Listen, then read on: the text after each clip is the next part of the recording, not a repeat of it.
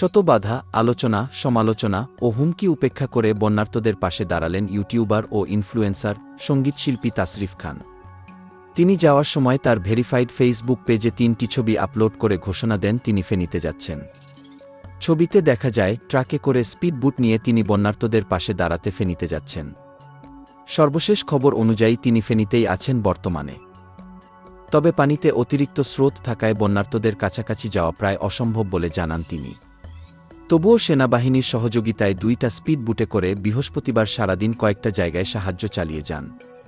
তিনি জানান এখনও চেষ্টা করছেন অতিরিক্ত ক্ষতিগ্রস্ত এলাকাতে ঢুকার, কিন্তু বন্যা পরিস্থিতি এতটাই খারাপ যে এসব এলাকা যাওয়া যাচ্ছে না। তিনি জানান এই ত্রাণ বিতরণ কার্যক্রম চলতে থাকবে। প্রদীপ কুমার, বিডি পলিটিক্যাল আপডেটস।